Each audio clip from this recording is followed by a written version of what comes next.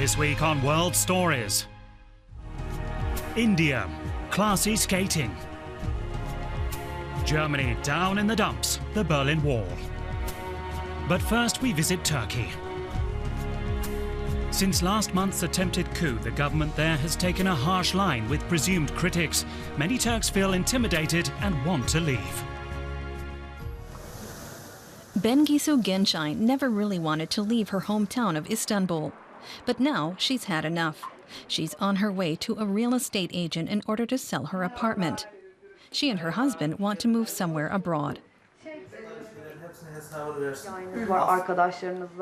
I have my friends here, my family. This isn't an easy decision for me, and I'm feeling slightly anxious. But on the other hand, I'm also excited, since I might have a chance of a more secure life. A life without fear, and maybe even a happier life.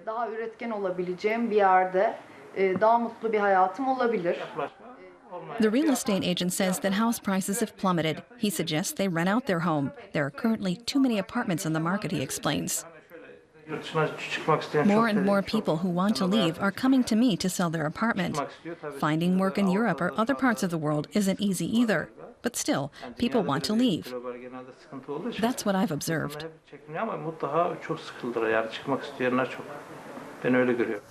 The district of Kuzguncuk, on the Asiatic shore of the Bosphorus, is one of the westernized parts of the city. Many writers and artists live here, including copywriter Bengisu Gençay. At first, it appears as though living here is pretty easy. But daily life has changed. There's now a climate of fear, since the government began persecuting its opponents with increasing brutality. A lot of people I know have completely unexpectedly lost their jobs in recent days, or they've been prosecuted. We feel like we constantly have to watch our step. This uncertainty has caused us to consider risking starting afresh elsewhere in the world.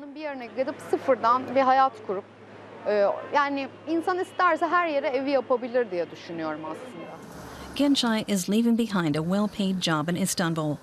On her laptop, she sorts through new job offers in Canada. The main thing is to get out, which is why she's not choosy in her job search. My husband is a good cook. He's also had some training.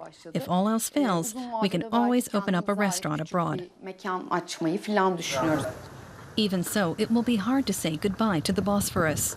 Bengisu Gençay says that she and her husband might return one day when Turkey is once again a democracy.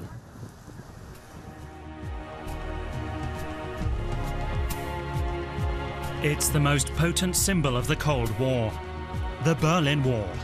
These days, pieces of it serve as monuments, except that is for a section that ended up on a garbage dump.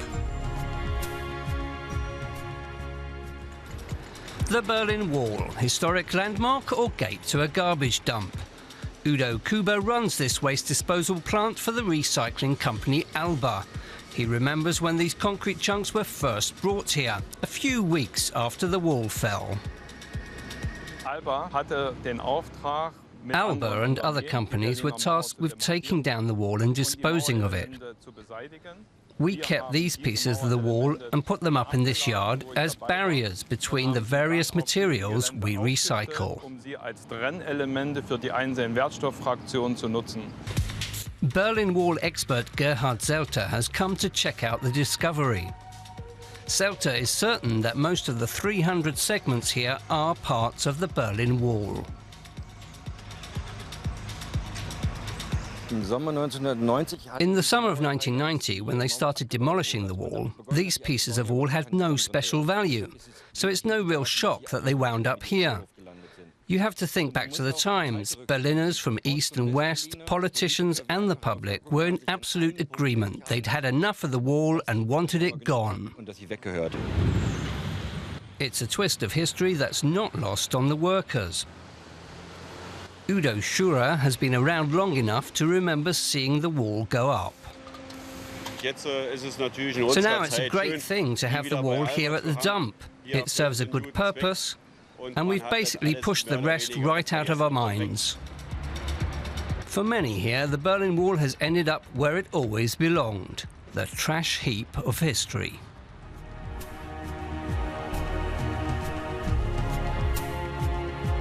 On to Senegal, and a country where politics is usually a man's business. But one young mayor has managed to make her voice heard, despite much opposition.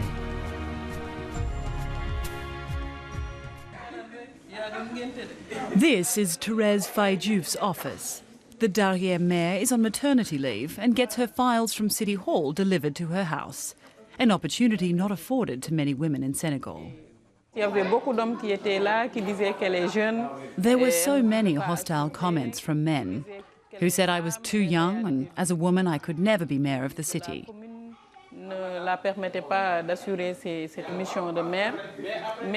But the women in my community mobilised for me, since they are very much aware that real problems in this country are ones that directly affect women and children.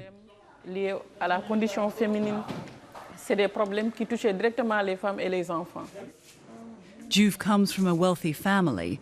Nannies and domestic workers help her cope with the demands of everyday life. Her youngest daughter is just a few months old. She admits she's privileged. She says she owes a lot to her mentor, the president of Senegal, Macky Sall.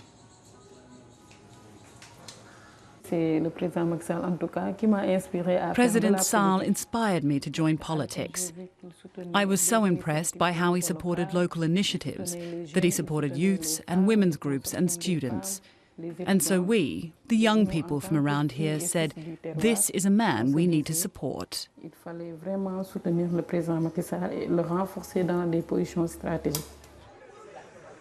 While she was still a student, Diouf began campaigning for Sall, who'd only just formed his political party. When he became president, Sall rewarded her for her commitment and put her in charge of his party's youth organisation.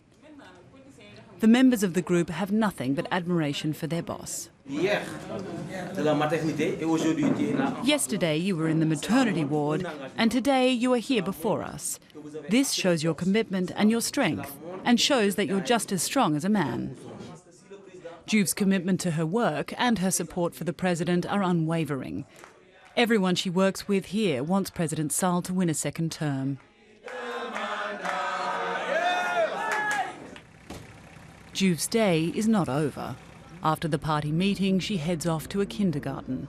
She's the Director General of the Federation of Public Kindergartens, a job she also owes to her mentor. At the moment, Senegal has about 1,500 state preschools and kindergartens. Diouf hopes to significantly increase that number, especially in rural regions.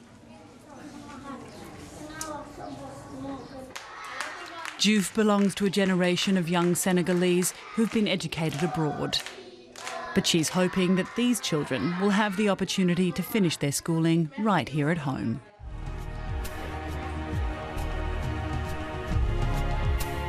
Our last report is from India, in the small village of Janwar, where even children have to work the fields and there is almost no time for school. That has changed since a German visitor built a skateboard park there.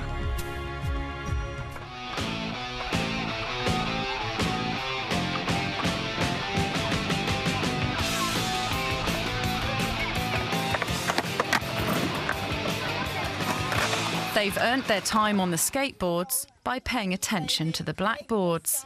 It's a deal they've made with Ulrike Reinhardt. The kids are much more open now. They are much more self-confident. Somehow, I think one of the teachers said slowly they are coming out of their shells.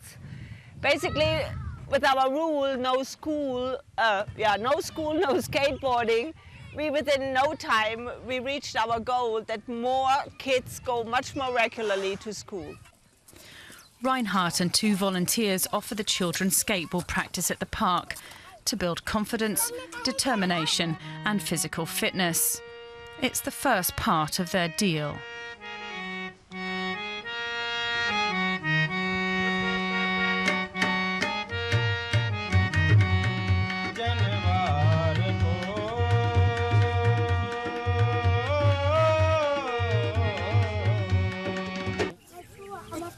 The rule is girls first.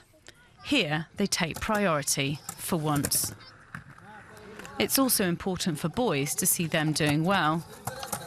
It's the girls' confidence that needs building, though.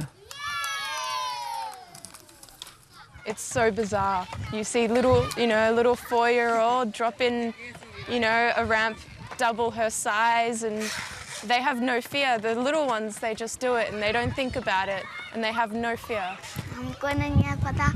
I had no idea about this. I saw it once on the television. I thought one day I'm going to do it too. I asked my father how much it was going to cost. He said it would be very expensive.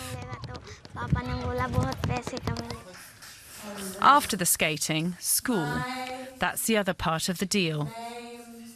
More children are showing up now than they did before.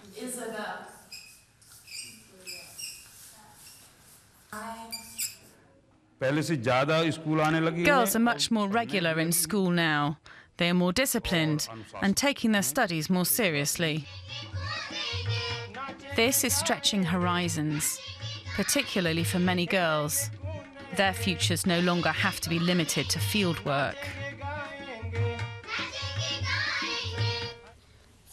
I'm going to go into higher education. I'm going to study. Combining skateboarding and school is not a new idea. But for the children in Janwa, it's a mix that could help propel them to a future furnished with education, which will give them more choice and more opportunities.